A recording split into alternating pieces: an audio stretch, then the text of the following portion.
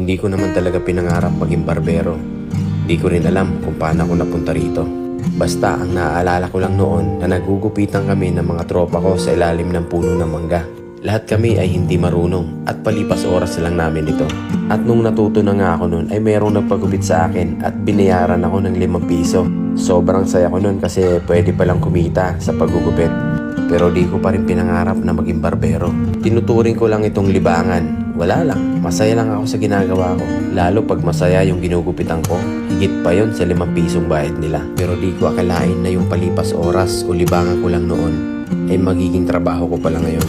Trabaho na para pa rin ako naglilibang at nagpapalipas oras. Trabahong kailanman ay hindi ko pagsasawaan. At kung bakit ako nandito, marahil ay dinala ako ng tadhana kung ano talaga ang hilig at passion ko. Ikaw, anong kwentong barbero mo?